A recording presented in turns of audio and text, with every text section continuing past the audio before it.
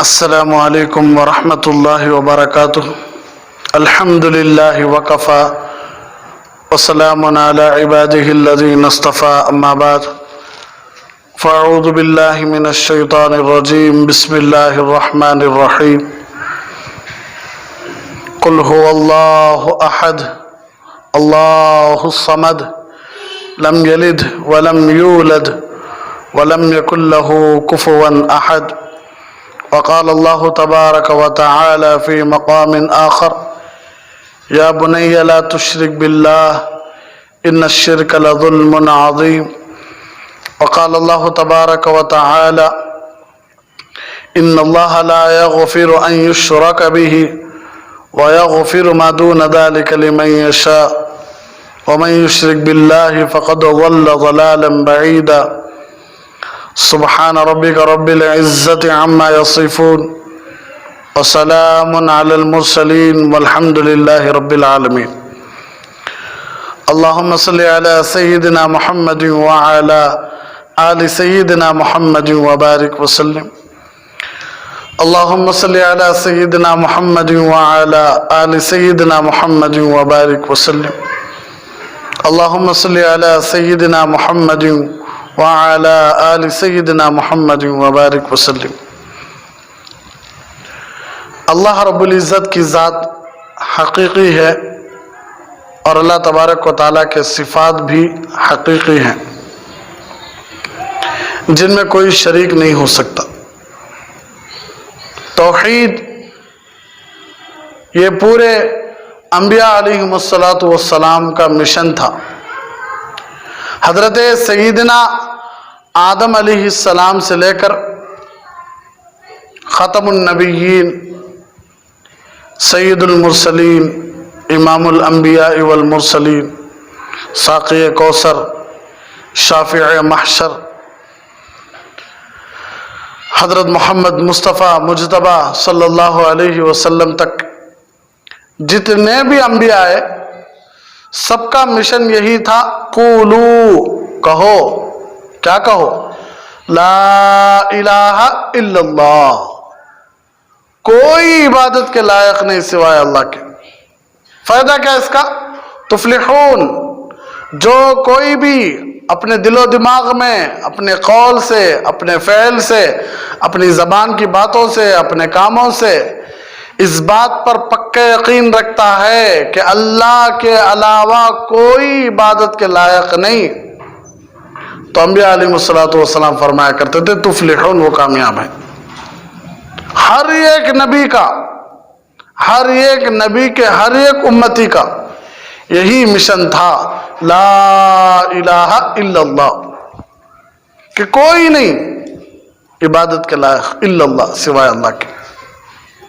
تو اللہ اپنی ذات میں حقیقی ہے یعنی اکیلا ہے، اور اللہ اپنی صفات میں اکیلا ہے. انسان ذات ہے لیکن انسانوں میں بہت سارے شریک ہیں، مرد بھی ہیں، عورت بھی ہیں، بوڑھے بھی ہیں، جوان بھی ہیں، بچے بھی ہیں، انسان بہت سارے ہیں. اسی طرح آسمان یہ بھی بہت سارے، زمین یہ بھی بہت سارے، ہر ایک چیز لے لو آپ بہت سارے ہیں، لیکن اللہ کی ذات صرف ایک ایسی ذات ہے کہ جس کا نہ کوئی مثل ہے نہ مثال ہے. اللہ کو کوئی مثل بھی نہیں، اللہ کو کوئی مثال بھی نہیں. اللہ اپنی ذات میں تنہا اور یکتا اور اکیلا ہے، اور صفات میں بھی اللہ اکیلا ہے. مطلب کیا؟ کھلانے والے پوری کائنات میں ہیں، لیکن اللہ جیسے کھلاتا ہے ویسا کھلانے والا کوئی نہیں، آج تک کوئی نہیں. معاف کرنے والے پوری کائنات میں ہیں، لیکن اللہ معاف جیسے کرتا ہے ویسا کوئی کرنے والا نہیں. اللہ دینے والا جیسا ویسا کوئی دینے والا نہیں. اللہ جیسے کھلانے والا ویسا کوئی کھلانے والا نہیں. اللہ جیسا پیدا کرنے والا ویسا کوئی پیدا کرنے، یعنی کوئی بھی اللہ کی صفات میں اللہ کے برابر نہیں. اللہ جیسا دیکھتا ویسا کوئی نہیں دیکھ سکتے، اللہ جیسا سنتا ویسا کوئی نہیں سن سکتے، اللہ جیسا رحم کرتا ویسا کوئی نہیں رحم کر سکتے. ہر ایک مخلوق کی صفت ایک بارڈر، ایک حد و تچ، जिंदा रहने तक उन्हें माफ कर सकती, उसके बाद कहां से? उनके अंदर जितनी ताकत है माफ करने की उतना कर सकती है, उन्हें उससे ज्यादा नहीं कर सकते। एक बॉर्डर है, हर एक सिफत का एक हद है, एक बॉर्डर है, वहां जाकर रुक जाती। लेकिन अल्लाह की सिफात का कोई भी हद नहीं, कोई भी बॉर्डर नहीं, जिसकी ना कोई इब्तिदा मालूम है ना इंतहा मालूम है।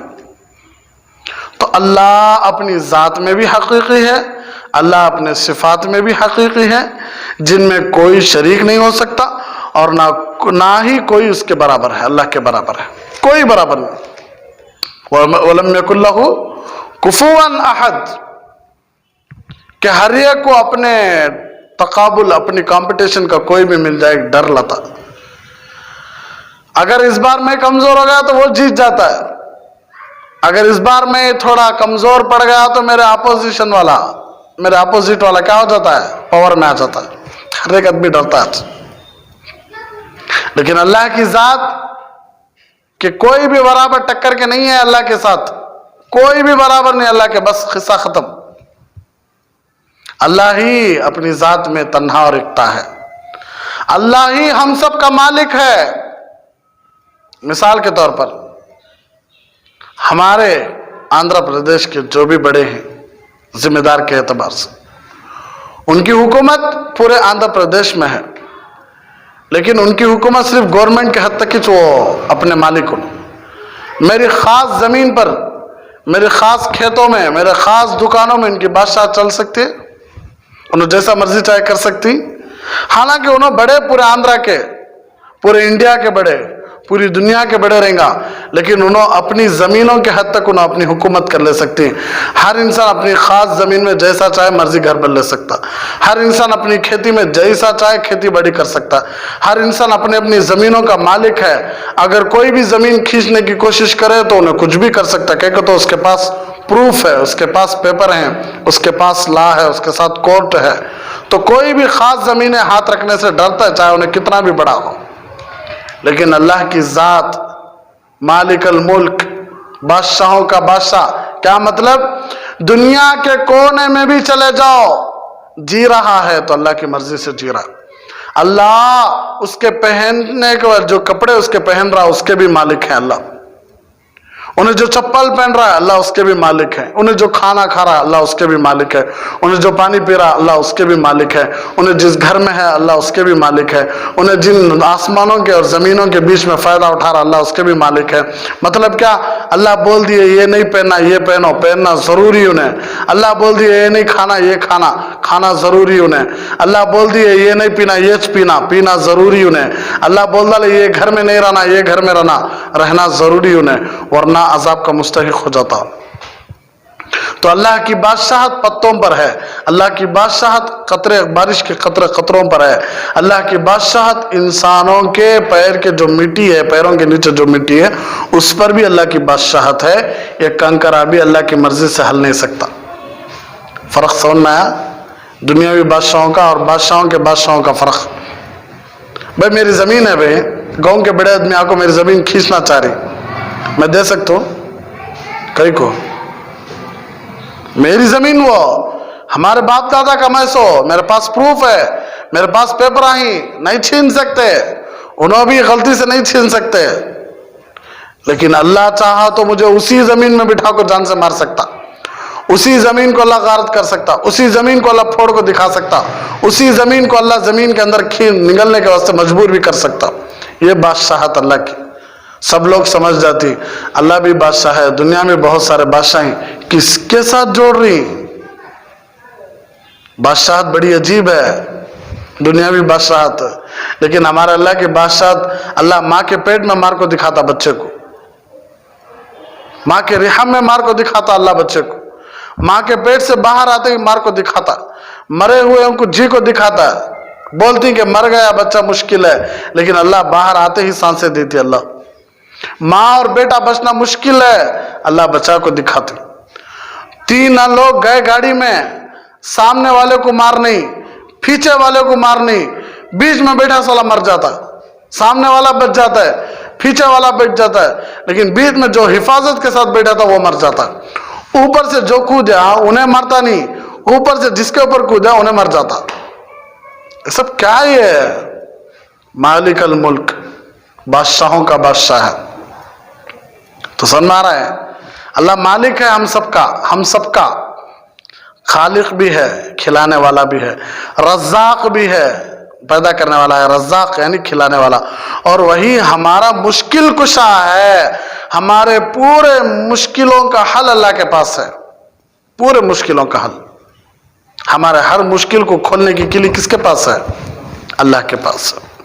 وہی حاجت روا ہے. حاجت پوری کرنے میں وہی وحدہ لا شریک ہے. ہماری ضرورتوں کو اللہ ہی پوری فرماتا ہے، اور وہی مخلوق پر مہربان بھی ہے. رب کائنات ہی مخلوق کی مشکلات کو دور کرتے ہیں. حالی مرحوم نے کیا خوب کہا ہے، وہ ہے ذات واحد عبادت کے لائق. وہ ہے ذات واحد عبادت کے لائق، زباں اور دل کی شہادت کے لائق. زباں اور دل کی شہادت کے لائق. لگاؤ تو لو بس اسی سے لگاؤ. لگاؤ تو لو بس اسی سے لگاؤ. جھکاؤ تو سر اس کے آگے جھکاؤ. سبحان اللہ. جب ایسے شفیق مہربان رب کے ساتھ اس کی مخلوق میں سے انہیں جسے پیدا کرا ہے، انہیں جسے بنایا ہے، جو اس کے محتاج ہی، انہی لوگوں کو اٹھا کو اب ہمیں اسی رب کے ساتھ شریک بنا ڈالے، تو یہ انصاف، یہ شرک ہے. جب ایسے شفیق اور مہربان اللہ کے ساتھ اس کی مخلوق میں سے جس کو وہ بنایا ہے، اس کی ہی مخلوق میں سے کسی ایک کو اس کے ساتھ شریک ٹھہرایا جاتا ہے، تو اب انسان شرک میں مبتلا ہو جاتا ہے. اب انسان مشرک بن جاتا ہے.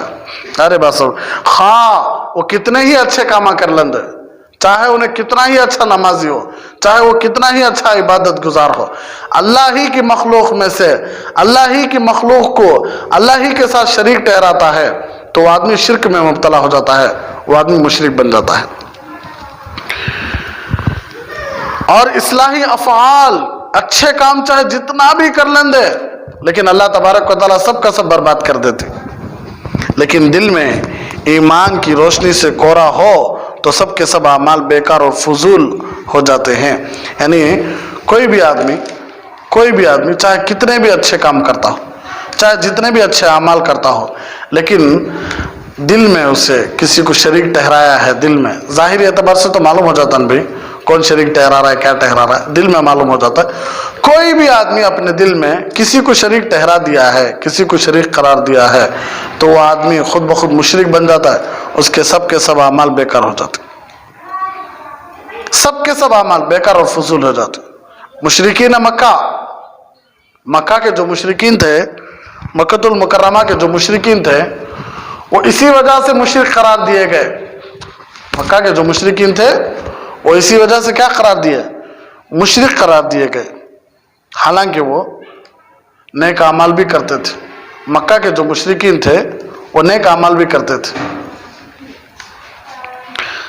صدقہ و خیرات بھی کرتے تھے، قربانی بھی کرتے تھے، زکوٰۃ بھی دیتے تھے، اپنے تصور کے مطابق، اپنے خیال کے مطابق عبادتیں کرتے تھے، حج بھی اپنے مخصوص طریقے سے کرتے تھے.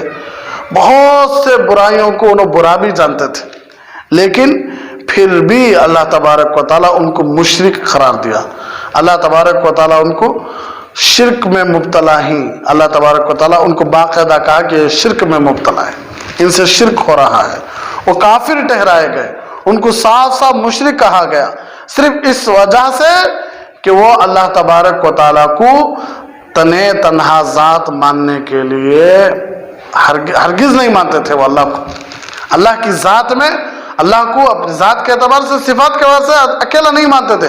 حالانکہ اپنے طریقے سے نماز بھی پڑھتے تھے، روزے بھی رکھتے تھے، حج بھی اپنے طریقے سے کرتے تھے، بہت سارے برے کاموں کو، غلط کاموں کو غلط بھی مانتے تھے، لیکن اللہ تبارک و تعالیٰ کی ذات کے ساتھ شریک کرتے تھے. اللہ تبارک و تعالیٰ کی خود مخلوق کو اللہ کے ساتھ شریک ٹھہراتے تھے، تو اللہ تبارک و تعالیٰ ان کو مشرک قرار دے دیا. وہ بتوں کی پوجا کرتے تھے اور ان پر نظریں یعنی منتیں چڑھاتے تھے، نظریں چڑھاتے تھے. اس لیے اکبر الہ آبادی رحمۃ اللہ علیہ فرماتے تھے، ہو جس میں عبادت کا دھوکہ مخلوق کی وہ تعظیم نہ کر. ہو جس میں عبادت کا دھوکہ ہو جس میں عبادت کا دھوکہ مخلوق کی وہ تعظیم نہ کر جو کہ خدا کا خاص حصہ ہے، بندوں میں اسے تقسیم نہ کر۔ جو اللہ کا خاص حصہ ہے اسے بندوں میں بانٹ نہ کو۔ اللہ کا خاص حصہ کیا؟ اللہ ذات میں اکیلا ہے، اللہ صفات میں اکیلا ہے، اسے بندوں میں نہیں بانٹنا ہمیں۔ ارے بس آج مسلمانوں کی بدقسمتی بھی کہی ہے یا مسلمانوں کی جہالت اور گمراہی کی انتہا کہ وہی عادتاں، وہی طریقے، وہی چیزیں جو اللہ کے نبی صلی اللہ علیہ وسلم کے آنے سے پہلے تھی لوگوں میں، آج وہی عادتیں اللہ معاف فرمائے ہمارے مسلمانوں میں بھی آ گئی۔ جو اللہ کے نبی صلی اللہ علیہ وسلم کے زمانے میں، جو اللہ کے نبی صلی اللہ علیہ وسلم کے آنے سے پہلے جتنی برائیاں اس زمانے میں پائی جاتی تھی، ہمارے حضرت رحمۃ اللہ علیہ مفتی سعید صاحب پالنپوری رحمۃ اللہ علیہ بھی فرمایا کرتے تھے کہ جو زمانہ اللہ کے نبی صلی اللہ علیہ وسلم کے آنے سے پہلے کا تھا وہی زمانہ اب آ چکا ہے، وہی زمانہ اب جہالت کا آ چکا ہے۔ تو جو وہ کام کرتے تھے جس کی وجہ سے اللہ کے نبی صلی اللہ علیہ وسلم اور صحابہ رضی اللہ عنہم ان کو مشرک قرار دیتے تھے، وہی کام آج مسلمانوں میں، بلکہ آج کل پڑھے لکھے لوگوں میں، زیادہ تعلیم یافتہ لوگوں میں اور علم و دانش کے دور میں رائج ہو گئے، اور مسلمان اس کو برا بھی نہیں سمجھتے۔ غلط تو غلط ہے بھائی، غلط کو جب تک آدمی میں غلط کر رہا ہوں یہ دل میں رہے گا، انشاءاللہ اللہ کی ذات سے امید ہے اللہ اسے مرنے سے پہلے توبہ کی توفیق دے دیتی۔ اگر ایک آدمی غلط کو غلط ہی مان رہا نہیں انہیں توبہ کرتا اس کام سے نہیں کرتا۔ کبھی قبروں کو سجدے کرتی، کبھی قبروں کو سجدے کر رہی، کہا جا رہا ہے تو تعویلیں بنا رہی، ہمیں تعظیم کا سجدہ کر رہی، ہمیں رب مان کو سجدہ کرے نہیں، ہمیں عزت میں سجدہ کر رہی، ہماری وہ نیتیں نہیں، ہماری یہ نیتیں نہیں، لیکن سجدہ تو ہو رہا ہے قبروں کے سامنے۔ اور کبھی بزرگوں کی قبور کے سامنے، بزرگوں کی قبروں کے سامنے ماتھے ٹیکے جا رہی، ماتھے ٹیک رہی، نظریں چڑھا رہی۔ جو نظریں کبھی کبھی بتوں پر چڑھائی جاتی تھی وہی آج قبروں کے لیے وقف ہو گئی۔ وہ سجدے جو پیکر محسوس کے سامنے ہوا کرتے تھے وہی آج قبروں کے سامنے کیے جاتے ہیں سجدے۔ جس طرح مشرکین اللہ کے ساتھ شریک ٹھہراتے تھے، اسی طرح آج کل کے بہت سارے بھولے بھولے مسلمان ایسے ہیں جو اللہ کے ساتھ شریک ٹھہرا رہے ہیں اور اپنی عبادت، اپنے اعمال، اپنے افعال اللہ کے لیے خاص نہیں کرتے، جو شریک گمراہی اور ضلالت ہے۔ میں کئی مرتبہ یہ بات بول چکا ہوں کہ جو آدمی علم سے واقف ہے انہیں جانتا ہے سجدہ تعظیم کیا ہے، سجدہ شکر کیا ہے، انہیں جانتا ہے، پڑھا لکھا آدمی جانتا ہے۔ کئی سارے لوگوں کو میں خود دیکھا ہوں کہ سفر میں ان کو 4 رکعت نماز پڑھتی، انہوں 2 رکعت نماز پڑھنے کے بجائے کتنے رکعت پڑھتی؟ 4 رکعت، مسافر ہو کو۔ سفر کی جو حد ہے کلومیٹر کا جو طے کریں گے علماء 15 دن کے اندر، اور 70 پر 8 کلومیٹر سے جو دور جانے والا ہے وہ کیا کرنا؟ 4 کے بجائے 2 پڑھنا۔ لیکن آج کل اتنے سارے مسلمان ایسے گھرانے ہیں جن کو 2 رکعت پڑھنا معلوم ہی نہیں ہے، تراویح 20 رکعت سنت معلوم ہی نہیں ہے، واجب الوتر پڑھنے کا نہیں آتا، آج تک دعائے قنوت نہیں آتی ان کو، وضو کو توڑنے والی چیزیں معلوم نہیں ان کو، میاں بیوی میں 3 طلاق ہو گئے ہیں لیکن طلاق نہیں ہوئے، ہماری طلاق ہمیں باہر کیوں ڈال لینا، اس طرح اپنی زندگیاں حرام میں گزار رہی، زنا میں چل رہی ہے ان کی زندگی، زنا میں چل رہی ہے بھئی، طلاقیں ہو گئی ہیں لیکن مسائل معلوم نہیں، کوئی طلاق زیار دیا ہے، کوئی طلاق سری دیا ہے، کوئی طلاق کنایہ دے دیا ہے، کوئی طلاق رجعی دے دیا ہے، کوئی 3 طلاق دے دیا ہے، ایک دم 3 طلاق بھی دے دیا ہے، لیکن غصے میں دے دیا، غصے میں کوئی حوصلے کو طلاق دیتا ہے، غصے میں بھی طلاق دیتا سو، لیکن معلوم نہیں مسئلے۔ جن کو چھوٹے چھوٹے مسائل دین کے معلوم نہیں، وہ لوگ دنیا کے بڑے بڑے مسائل کیسے معلوم کریں گے؟ بولو اللہ کی ذات کے مسائل ان کو کیسے معلوم رہیں گے؟ اللہ کے ذات کے کیا کیا حقوق ہیں ان کو کیسے معلوم رہیں گے؟ پیارے حبیب صلی اللہ علیہ وسلم کے حقوق کیا کیا ہیں ان کو کیا معلوم؟ صحابہ کے کیا کیا حقوق ہیں ان کو کیا معلوم؟ اولیاء اللہ کے حقوق کیا کیا ہیں ان کو کیا معلوم؟ کوئی بھی مسلمان اللہ کی قسم من عادى لي وليا فقد آذنته بالحرب، کوئی بھی اللہ کے دوست کے ساتھ دشمنی رکھتا ہے اللہ کا جنگ کا اعلان ہے۔ کوئی بھی ولی کی کیوں میں گستاخی کرتا ہے؟ نعوذ باللہ، اس کا ایمان ہے اللہ کے ولیوں کی دشمنی کرے تو اس کا ایمان ہے، اس کا ایمان نہیں ہے۔ کوئی بھی اللہ کے نبی صلی اللہ علیہ وسلم کی شان میں گستاخی کرے اسے دنیا میں جینے کا حق نہیں ہے، اگر انہیں انسانوں سے بچ گیا تو بھی اللہ سے نہیں بچ سکتا۔ کوئی بھی اللہ کی شان میں گستاخی کرے انہیں اللہ کے سامنے بچ گیا، انہیں مخلوق کے سامنے بچ گیا تو بچ جاتا، لیکن کس کے سامنے نہیں بچ سکتا؟ اللہ کے سامنے نہیں بچ سکتا۔ تو اتنے بڑے بڑے گناہ کون اپنے اوپر ڈال لیتا بھائی؟ ایک آدمی سمجھا رہا ہے تو انہیں کچھ تو دیکھا ہوگا، ایک آدمی بول رہا ہے تو انہیں کچھ تو دیکھا ہوگا نا، انہیں کچھ تو دیکھا ہوگا۔ تو بھولے بھالے مسلمانوں کو معلوم ہی نہیں آج کیا کیا کرنا، بس علماء کرتے جا رہی، ہم بھی کرتے جا رہی۔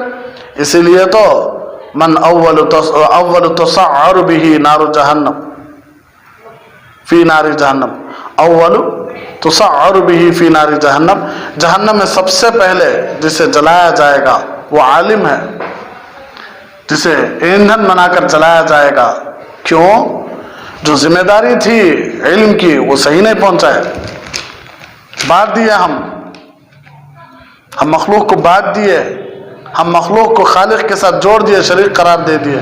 ہمیں قرار دینے میں بھائی عوام خالی ذہن لے لگا کو بیانوں میں بیٹھتی، عوام کا خالی ذہن رہتا انہوں لے لگا کو ذہن میں بیٹھتی، اب ان کے ذہن میں تمہیں کیا بٹھا دیں گے؟ ووٹ بیٹھتا سو، اب تمہیں بٹھا لے کہ تبلیغی برابر نہیں، تو اب وہ نوجوان پوری زندگی بھر تبلیغیوں سے نفرت کرتے۔ تمہاری ذاتی دشمنی کو تمہیں نوجوانوں میں کیا کر ڈالے؟ سپرد کر ڈالے، دے دیے ان کے جوانوں میں۔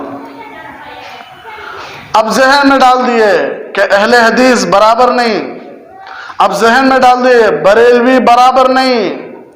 کوئی بھی ایک علماء حق جو بیچ بیان میں بیٹھ کر یہ بات بول دیے ہوں کہ یہ فرقہ برابر نہیں، وہ فرقہ برابر نہیں، ان کے افعال کو تو نام اٹھا رہی لیکن اشخاص پر آج تک نام نہیں اٹھائے، شخصیت پر کبھی بھی نام نہیں اٹھاتے، کاموں پر نام اٹھاتی کہ یہ کام کر رہی ہے، یہ کام کرو نہ کو، یہ کام اجتماعی طور پر ہنگامہ ہو رہا ہے، یہ کام کو بند کرو، یہ کام کو بند کرو، یہ آدمی ویسا ہے، وہ آدمی ویسا ہے، انہوں ایسے ہیں، انہوں ایسے ہیں۔ کبھی بھی کسی کا مذاق نہیں اڑاتے علماء کبھی بھی شخصیت کسی بھی ذات کا مذاق نہیں اڑاتے، اور یہ ہماری شان نہیں ہے علماء کی۔ علماء ممبر رسول پر بیٹھے ہیں، اللہ کے نبی صلی اللہ علیہ وسلم کے ممبر پر بیٹھے ہیں۔ بھائی اللہ کے نبی صلی اللہ علیہ وسلم امانت، جب اللہ کے نبی صلی اللہ علیہ وسلم ہجرت کے لیے جا رہے تھے تو امانت کسے دے کر گئے؟ حضرت علی رضی اللہ تعالیٰ عنہ کو۔ کسے؟ حضرت علی رضی اللہ تعالیٰ عنہ کو۔ امانتیں کس کی تھی؟ وہ کافروں کی۔ کس کی تھی وہ؟ کافروں کی، مشرکوں کی، منافقین کی۔ ان لوگوں کی امانتیں اللہ کے نبی صلی اللہ علیہ وسلم حضرت علی کے ہاتھ دے کر جاری۔ کیوں؟ حضرت علی رضی اللہ تعالیٰ عنہ حقدار ہیں، امانتیں پہنچانے کے لائق ہیں۔ دینا دوسروں کے ہاتھ دے سکتے تھے نہیں؟ حضرت علی رضی اللہ عنہ کے ہاتھ کیوں دیے؟ اس لیے کہ اللہ کے نبی صلی اللہ علیہ وسلم کو معلوم تھا کہ امانت صحیح سپرد کرنے والے، صحیح لے جا کر دینے والے، کس کی امانتیں؟ وہ مشرکوں کی، کافروں کی، منافقوں کی امانتیں اللہ کے نبی صلی اللہ علیہ وسلم معراج کی رات میں دے کر جاری۔ تو اللہ کے نبی صلی اللہ علیہ وسلم اپنا مصلی غیروں کو کیسے دے کر چلے آتے ہیں؟ اسی لیے ہمارے نبی اپنا مصلی سب سے پہلے حضرت ابو بکر کو دیا، حضرت عمر بھی تھے، حضرت عثمان بھی تھے، حضرت علی ابن ابی طالب کرم اللہ وجہہ بھی تھے، لیکن اللہ کے نبی صلی اللہ علیہ وسلم اپنے منبر پر، اپنے مصلی پر سیدنا حضرت ابو بکر صدیق رضی اللہ تعالیٰ عنہ کو کھڑا کر کے گئے، اس لیے کہ منبر رسول پر کھڑنے کا حق اسی کو ہے جس کا علم سب سے زیادہ ہے، جس کا علم سب سے زیادہ ہے۔ اسی لیے حضرت علی رضی اللہ تعالیٰ عنہ سے پوچھا گیا کہ علم میں صحابہ میں سب سے زیادہ علم میں کون تھے، تو حضرت علی رضی اللہ تعالیٰ نے ارشاد فرمایا کہ سیدنا ابو بکر صدیق تھے۔ حضرت وہ کیسے؟ تو حضرت علی رضی اللہ عنہ نے فرمایا امامت کا مسئلہ ہے کہ امام وہ بنے جس کا علم سب سے زیادہ ہو۔ تو اللہ کے نبی صلی اللہ علیہ وسلم مرض الوفات میں، سکرات کی حالت میں، بیماری کے دنوں میں اللہ کے نبی صلی اللہ علیہ وسلم اپنے مصلی پر حضرت ابو بکر کو کھڑا کریں، حضرت عمر کو کھڑا نہیں کریں، حضرت عثمان کو کھڑا نہیں کرے، مجھے کھڑا نہیں کرے، کسے کھڑا کرے؟ حضرت ابو بکر کو کھڑا کرے۔ تو اس سے معلوم ہو گیا کہ امامت میں وہی شخص آگے جانا جس کا علم سب سے زیادہ ہو۔ تو علم حضرت ابو بکر کا زیادہ تھا، اسی لیے اللہ کے نبی صلی اللہ علیہ وسلم کسے آگے بڑھائے؟ حضرت ابو بکر کو آگے بڑھائے۔ تو یہ علم کا مقام، یہ منبر رسول، یہ منبر، یہ محراب، یہ علماء کا حق ہے۔ چند نوجوانوں کی وجہ سے، چند اپنی دین کو دنیا کے بدلے بیچنے والوں کی وجہ سے اللہ کے نبی صلی اللہ علیہ وسلم کی منبر کا، اللہ کے نبی صلی اللہ علیہ وسلم کی محراب کا مذاق ہو رہا ہے، توہین ہو رہی ہے کہ محبت کا پیغام نہیں، نفرتوں کا پیغام بانٹا جا رہا ہے۔ مجھے کیا حق ہے صحیح اور غلط بولنے کا؟ صحیح اور غلط بولنے کا صرف یہ کچھ حق ہے سو اللہ کو۔ ہمارا کام ہے وما علینا الا البلاغ، پہنچانا ہمارا کام ہے۔ اللہ کے نبی صلی اللہ علیہ وسلم مکے والے جب ایمان نہیں لائے، دشمنی میں اتر گئے، تکلیفوں میں اتر گئے، ستانے میں اتر گئے، اللہ کے نبی صلی اللہ علیہ وسلم کو فکر کوٹ رہی تھی، اندر سے غمگین تھے، ٹینشن میں تھے، افسوس تھا۔ تو اللہ کے نبی صلی اللہ علیہ وسلم سے اللہ نے فرمایا کیوں فکر لے رہی؟ ایسا معلوم ہو رہا ہے کہ آپ فکر کرتے کرتے اپنی جان کو ہلاکت میں ڈال دیں گے۔ آپ گھبراؤ نہیں، آپ کا کام بس پہنچانا، آپ پہنچاؤ۔ لکم دینکم ولی دین، پہنچو بس۔ ٹینشن لینا کو ہدایت اور ہدایت نہیں دینا اور میرا کام ہو۔ میں کب سے اچھا بن گیا، میری راتیں کیا ہیں وہ مجھے معلوم، سب کو معلوم۔ میری عبادتیں کیسی ہیں یہ مجھے معلوم، سب کو معلوم۔ علماء تو وہ تھے جن کی 40 سال تک تکبیر اولیٰ چھوٹی نہیں۔ علماء تو وہ تھے جو اللہ کے نبی صلی اللہ علیہ وسلم کے مدینے میں چلتے تو اپنے پیر سے چپل اٹھا کر اپنے سر پر رکھ لیتے کہ میرے محبوب کے قدموں کی جگہ ہے، یہاں میرے چپل پڑنا بھی مناسب نہیں تھے۔ علماء تو وہ تھے جو اپنے مدرسوں کے سامنے گلاب کے درخت پیدا کرتے تھے۔ تو لوگوں طلبہ پوچھتے کہ حضرت گلاب کا درخت کیوں؟ تو حضرت کہا کرتے تھے مولانا حسین احمد مدنی رحمۃ اللہ علیہ کہ گلاب میرے نبی کی پسینے کی خوشبو سے گلاب کی خوشبو آتی تھی، اس لیے میں گلاب کا پھول، گلاب کا درخت پیدا کیا ہوں۔ حضرت کیکر کا درخت کیوں؟ اس لیے کہ میرے نبی جو بیعت کرے تھے، بیعت رضوان، وہ کیکر کے درخت کے نیچے تھا۔ حضرت 3 دن سے زیادہ آپ کیوں اندر نہیں تھے، باہر آ گئے؟ مولانا قاسم صاحب نانوتوی رحمۃ اللہ علیہ کہنے لگے کہ یہ میرے نبی کی سنت ہے، میں کتابوں میں پڑھا ہوں، مطالعہ کیا ہوں، میرے نبی 3 دن سے زیادہ غار میں نہیں چھپے۔ اگر میں چھپ گیا تو میں سنت پر اتباع کا ہوا۔ ایک اللہ والے کہنے لگے، حضرت غالباً مجدد الفسانی رحمۃ اللہ علیہ، کہ میری بیٹی ہے، میری بیٹی کا نکاح تو ہو گیا ہے لیکن ایک سنت ادا نہیں ہوئی کہ اللہ کے نبی صلی اللہ علیہ وسلم کے نواسے اللہ کے نبی صلی اللہ علیہ وسلم پر پیشاب کرے ہیں، لیکن آج تک میری بیٹی کا نکاح ہوا، بیٹا نہیں ہوا۔ لیکن میں جا رہا ہوں، وصیت کر کے جا رہا ہوں، جب بھی میری بیٹی کو بیٹا ہو جائے تو اس بیٹے کو لا کر میری قبر کے اوپر بٹھاؤ، جب تک وہ بچہ میرا نواسا قبر کے اوپر پیشاب نہیں کرتا تب تک مت اٹھاؤ، اس لیے کہ یہ بھی سنت ادا ہو جاندے۔ یہ ہوتی علماء حق جن کی وجہ سے آج بھی روضہ رسول صلی اللہ علیہ وسلم، جن ہستیوں کی وجہ سے اللہ محفوظ رکھا، جن ہستیوں کی قربانیوں کو، جن ہستیوں کی عظمتوں کو دکھانے کے لیے اللہ تبارک و تعالیٰ نے روضہ رسول کو آج بھی رکھا ہے، تاکہ جتنے بھی روضہ رسول کو دیکھ رہے وہ ان علماء حق کی بھی قربانیوں کو یاد رکھے، جن کی وجہ سے آج بھی روضہ رسول کو اللہ محفوظ رکھا ہے، ان کی قربانیوں کی بدولت۔ علامہ شبیر احمد عثمانی رحمۃ اللہ علیہ، حضرت اشرف علی حکیم الامت حضرت اشرف علی تھانوی رحمۃ اللہ علیہ، یہ ہستیاں، یہ اللہ والے جو منبر رسول کی تعظیم کرے، جو محراب رسول صلی اللہ علیہ وسلم کی تعظیم کرے، ہر ایرے غیر نتو کے خیرے کے ہاتھ میں نہیں دیے، منبر کو، محراب کو نہیں دیے، طلبا کو بھی علماء کو بھی ہر ایک کو بھی یہی سمجھایا گیا کہ آپ کا مشن یہی ہے، اللہ کے کلمے کو بلند کرو، نبی کی سنتوں کو عام کرو، حق پر چلو، ناحق پر مت چلو، حق کے لیے جان دے دو لیکن حق کو بیچ کر کبھی بھی باطل کو مت خریدو، دنیا کے بدلے دین کے بدلے دنیا کے بدلے دین کو مت بیچو۔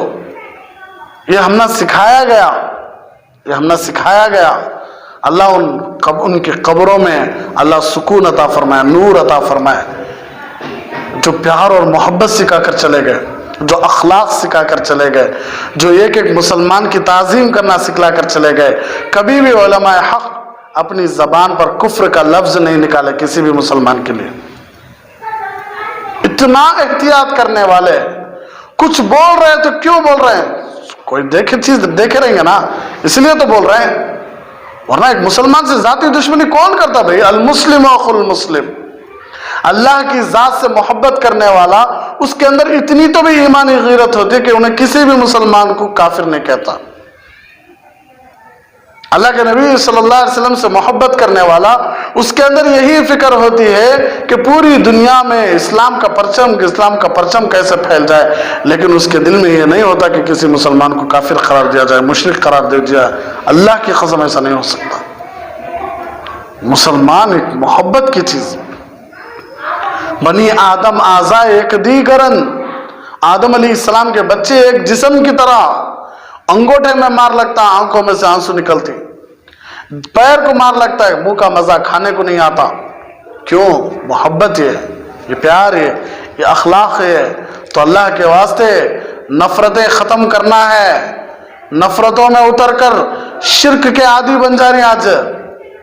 ان کی بات کیا ماننا، سو ہماری بات ماننا بھائی۔ اسی لیے کہا جاتا ہے کہ ان لوگوں کے بیانات سنو جن کی زندگیوں کو آپ سامنے سے دیکھے ہیں، ان لوگوں کے بیانات سنو جن کی زندگیوں کو آپ سامنے سے غور کرے ہیں، ان کے بیانات کو سنو، ان کے پیچھے چلو جن کو دیکھ کر اللہ یاد آ جائے، جن کو دیکھ کر محمد رسول اللہ صلی اللہ علیہ وسلم کی سنتیں یاد آ جائے۔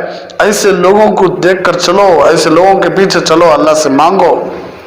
دشمنیوں میں اتر کر، نفرتوں میں اتر کر، عداوتوں میں اتر کر، فرقہ واریت میں اتر کر اللہ سے شرک کا شریک قرار دینا، یہ کہاں کا انصاف ہے؟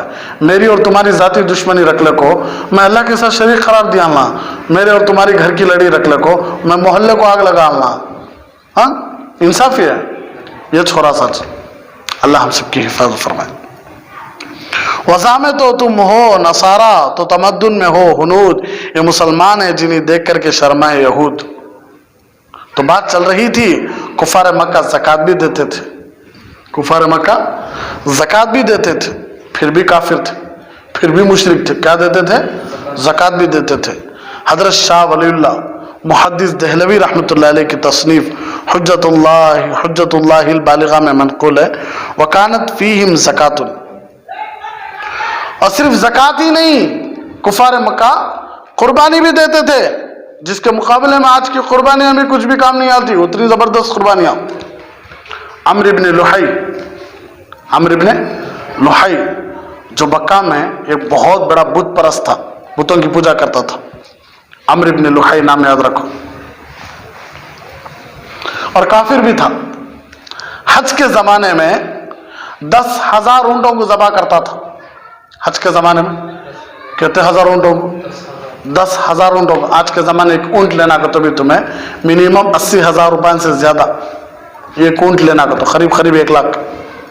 ایسے 10,000 اونٹوں کو حج کے زمانے میں ذبح کرتا تھا، تو سمجھ کر دو کتنے لاکھ ہو گئے، ہاں۔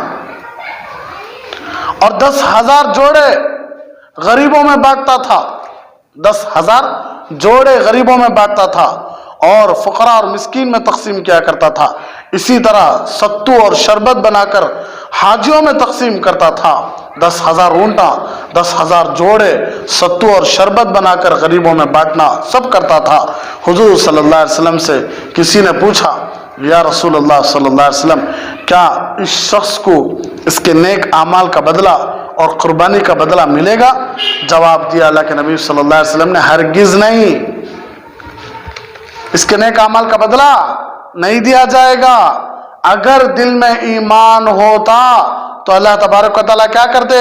اسے بدلہ دیتے، لیکن اس کے دل میں ایمان کی چنگاری نہیں تھی، ایمان کا نور نہیں تھا، کفر تھا، شرک تھا، تو اللہ تبارک و تعالیٰ اس کے پورے اعمال کو دنیا ہی میں دے دیے، یعنی اس کی عمر دراز دے دیے، اسے مال میں اور زیادہ دولت دے دیے، جو بھی دینا تھا اللہ دنیا میں دے دیں گے، کہاں نہیں دیں گے؟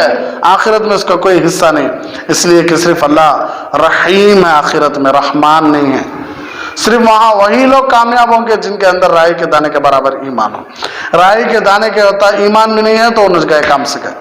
کافر اور مشرکوں کو تو بالکل بات نہیں۔ امتاز اليوم ایھا المجرمون، ہٹا کر کھڑا کر دیا جائے گا آج مجرموں کو، بازو کھڑو۔ دو جماعتیں میں ہی، ایک جنت میں جانے والی، ایک جہنم میں جانے والی۔ تو اب جنت میں جانے والی متقیوں کی، عبادت گزاروں کی، مجرموں کو بازو ہٹاؤ گے تو اب کہاں جانا سنا؟ جہنم میں دو چیز نہ، تیسرا کون سا تو بھائی کیا نہیں۔ اللہ ہم سب کی حفاظت فرمائے۔ سمجھا رہا ہے؟ شاید دنیا ہی میں اللہ تبارک و تعالیٰ مال و دولت میں برکت دے دے، عمر درازی کی صورت میں بدلہ دے دے، لیکن اس کا آخرت میں کوئی حصہ نہیں۔ حالانکہ کیا بھئی 10,000 اونٹاں، 10,000 جوڑے، ستو شربت حاجیوں میں تقسیم، کتنا بڑا نیکی کا کام کوئی کرتا آج؟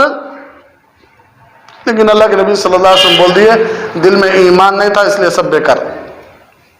حکیم بن حزام رضی اللہ تعالیٰ عنہ جو بعد میں مسلمان ہو گئے، اسلام لانے کے بعد حضور صلی اللہ علیہ وسلم سے پوچھا، حضور میں کفر کے زمانے میں جو نیک کام کیا ہوں کیا اس پر مجھے ثواب ملے گا؟ تو اللہ کے نبی صلی اللہ علیہ وسلم نے کیا خوب جواب دیا۔ یہ اللہ کے نبی صلی اللہ علیہ وسلم کی زبان ہی سے ہو سکتا ہے۔ اللہ کے نبی صلی اللہ علیہ وسلم نے ارشاد فرمایا، اسلمت علی ما اسلفت من الخیر،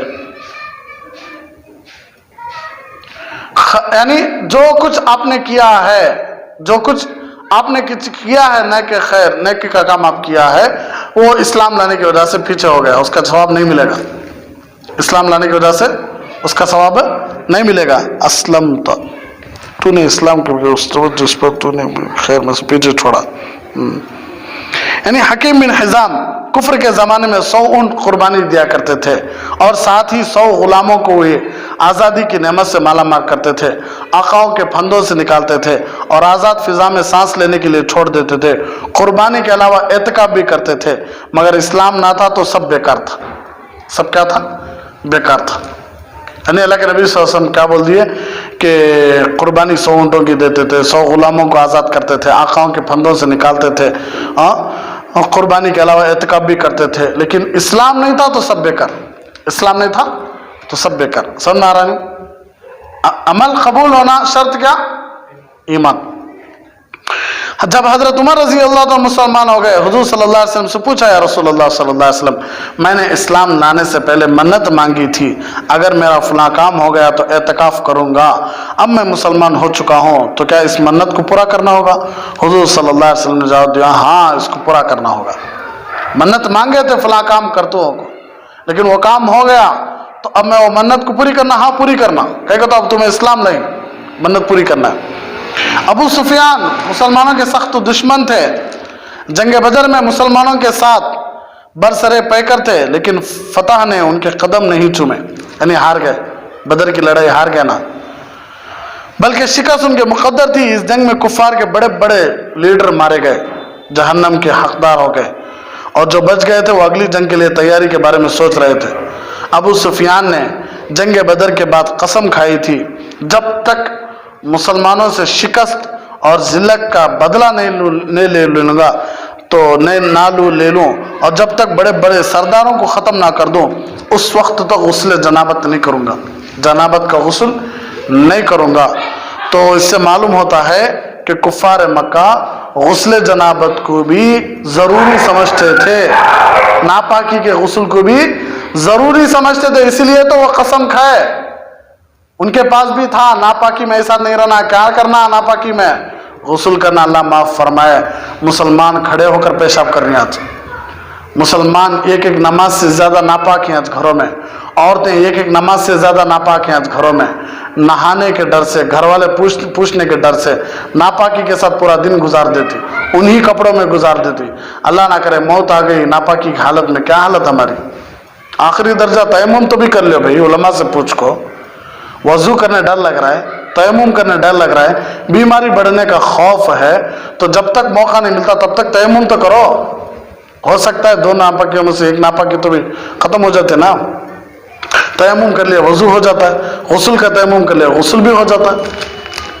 लेकिन नापाक रहना मुसलमान की शान नहीं। अदिम हालत तहारा, अल्लाह के नबी सल्लल्लाहु अलैहि वसल्लम ने इरशाद फरमाया, रिस्क में बरकत आना है तो पाक साफ रहो। रिस्क में बरकत आना है, खड़े होकर पेशाब मत करो, ऐसी जगह पेशाब करो जहां पेशाब नीचे चला जाए, छींटे ना उड़े कपड़ों पर। पेशाब के खतरों से बचो, इसलिए कि इस्तंज़िहु मिनल मौल फ़इन्न आमत अज़ाबिल क़ब्र मिन्हु। सबसे पहले कब्र का अजाब, सबसे ज्यादा कब्र का अजाब पेशाब के खतरों से नहीं बचने की वजह से है। क्या हो जाता है पेशाब से पाकी हो लिया तो, जनाबत का गुस्ल कर लिया तो इससे मालूम होता है कि कुफ्फार मक्का जनाबत का गुस्ल यानी नापाकी का गुस्ल भी क्या करते थे। अबू सुफियान फतह मक्के के मौके पर, फतह मक्का के मौके पर ईमान ले आए। इसी मौके पर हुजूर सल्लल्लाहु अलैहि वसल्लम ने इरशाद फरमाया था, जो भी शख्स अबू सुफियान के घर में पनाह ले लेगा उसे कुछ नहीं कहा जाएगा, उसको अमन का सर्टिफिकेट हासिल होगा। यानी अल्लाह के नबी सल्लल्लाहु अलैहि वसल्लम ये बताना चाह रहे हैं कि जो सरदार था उसे सरदारी के हिसाब से इज्जत किया जा रहा है, और उनको सरदारी के हिसाब से ईमान में दाखिले का मौका अल्लाह तबारक व तआला दिया। अल्लाह के नबी सल्लल्लाहु अलैहि वसल्लम फतह मक्का के मौके पर साफ कहने लगे, अबू सुफियान अभी भी ईमान नहीं लाए थे, लेकिन अल्लाह के नबी सल्लल्लाहु अलैहि वसल्लम ने कहा था, जो भी अबू सुफियान के घर में जाकर छुप जाती उनको नहीं मारते हैं। तो कितनी बड़ी इज्जत की बात है, अबू सुफियान की इज्जत बड़ी।